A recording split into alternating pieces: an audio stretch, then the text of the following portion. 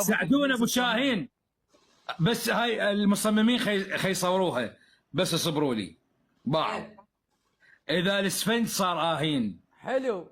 زين، يعني واذا يكون ضعيف شاهين. صار سمين، واذا الرفيع صار متين. حلو. ابد ما يكذب ابو شاهين. تتون. الله. تك تك تك تك تك تك تك تك. اي خليه يكمل. 35 دفتر جيبك الخاص. 35 دفتر مو من جيب الخاص، ما خليتوني اتدرج لكم بالقصه، يعني راسا العفو صار ما مثل روح سير خلينا الاستهزاء. نسمع. اي يوم من الايام استاذ سعدون هنا بالمانيا كنت اشتغل بالبريد مال كراتين يوصلون طرود البريد. زين. طلعت بسياره بولي اصفر، لحد الان اتذكر الشركه كانت مال واحد صربي. دخلت على بيت مال عجوز وديت لها البريد، سمعت وحده من فوق الصيح بنتها هيلب مي هيلب مي، صوت مال عجوز. شنو هيلمية هيلمية؟ يعني اريدك تلحق لي ابو المروه ابو الغيره، عرفت شلون؟ بالعلماني قالت ابو الغيره ابو شاهين. اي لا. قالت لي تحلف وتتكفر.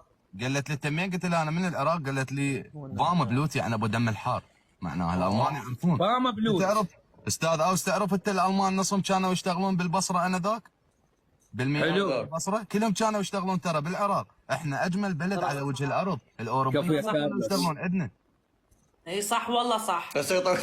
احنا اهل القانون، احنا اهل العلم، احنا اهل القلم، احنا اهل الموسيقى. والالمان يعرفون احنا جاي نحكي. الالمان كلهم يعرفون العراقي ابو دم الحار فام بلوت. اذا سمعت هذا عراقي بهاي المنطقه مالك علي يمين. هنا بالمنطقه اكو وحده اسمها ليزا تقول اني ما احس بالامان بالالمان بقد ما احس لان انت عايش ويانا بالبنايه. النوبه سويت لها هي هاي مصاحت عليك صبيحه. عجوز لقيتها فوق جاي تصيح، صعدت عليها خطيه بديها المغذي خالة دجاجه بالفرن زين، ولاها بالطباخ طاير الدهن، طباخ كهربائي قابه ما ملحقه. هنا الالمان ما يساعدون، يخابر على الاسعاف الشرطه.